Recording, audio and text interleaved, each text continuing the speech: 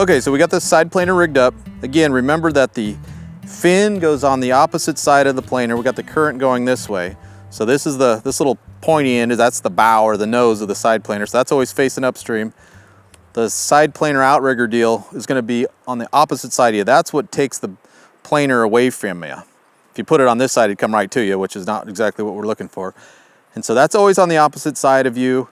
And this little wire guy where the line's going through is always pointed towards the inside of you. And when you're ready to fish, you just clip it into this little clip right here, and that holds it. And when a fish bites, it releases it, and then this thing can just slide free.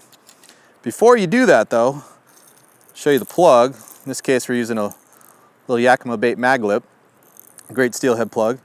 And you don't want to fish it to where it's just 2 feet behind the side planer. So I'm gonna click my reel into free spool, and I'm gonna slide line through the slide planer. I'm gonna count out 15 pulls,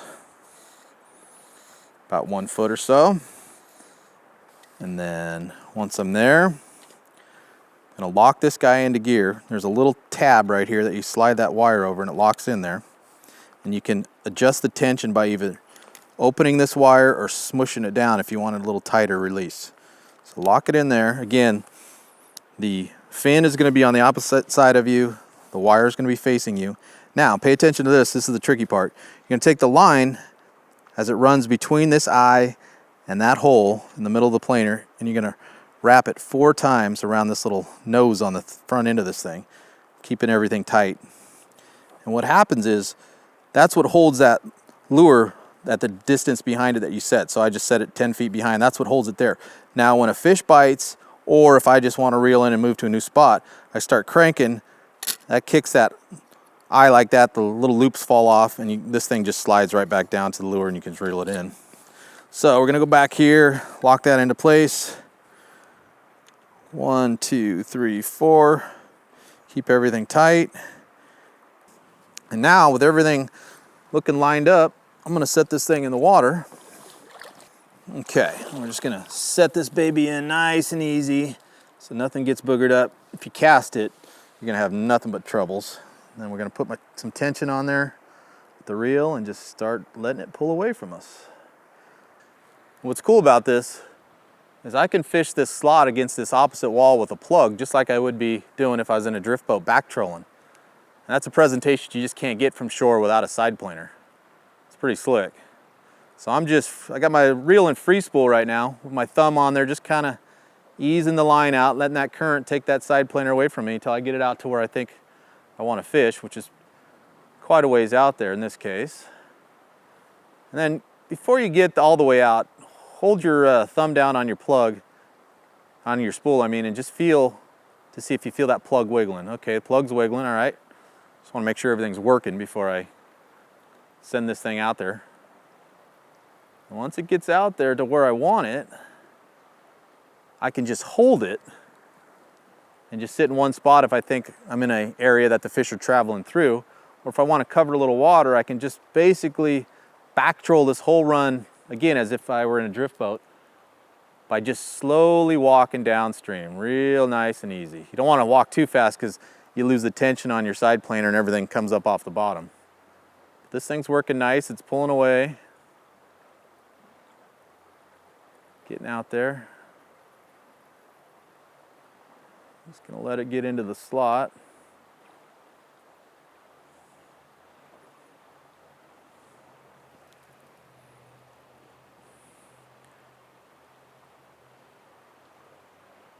Okay. Now my planer's right in the zone. And so I'm gonna stop letting line out about right there because that's where I want it to be. Click my reel into gear.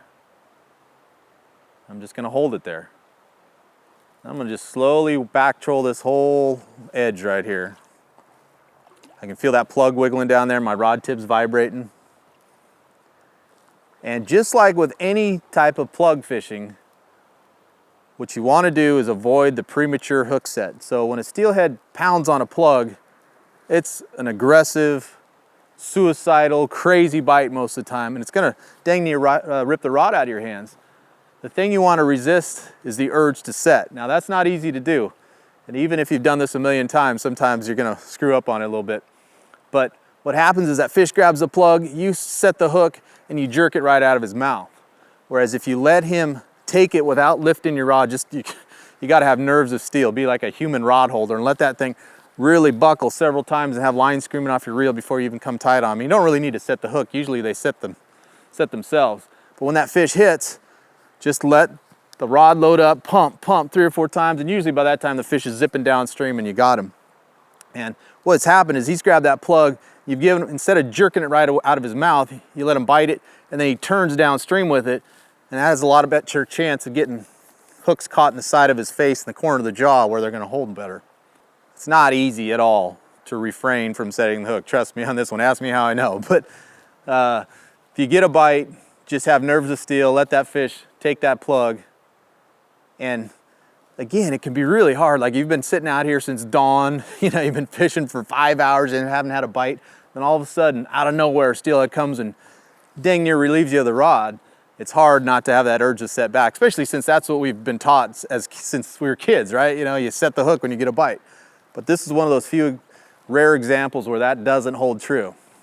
So you kind of have to sit there. Sometimes some of my clients on the boat, when we're steelhead fishing out of the boat, they're holding the rod, and they'll have to do a little mantra: don't set the hook, don't set the hook, don't set the hook. They sit there and chant to themselves all day. And usually when they get a bite, they set the hook anyway. But the longer you can wait, the way better chance you have of hooking a fish.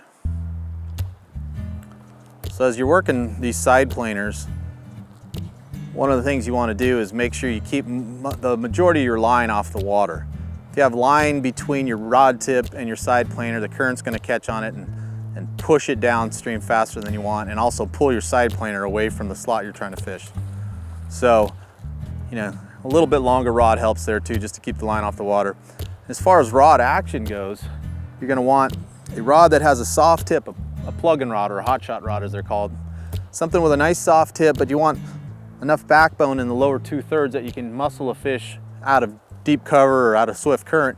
But the soft tip allows the lure to do its job, to work better, and also when a fish grabs it, it's not immediately getting yanked out of his face by a stiff rod. So a nice soft tip, a little stouter in the lower end, and you're in business. Now, a level wind baitcaster type reel is the only way to go in this deal. You don't want to try this with a spinning rod. That just becomes a cluster.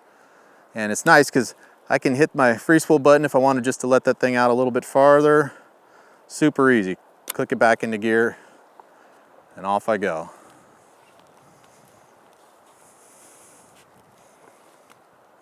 Okay, so we're sitting here working this side planer in a Yakima bait mag lip down this wall over here, trying to catch a steelhead.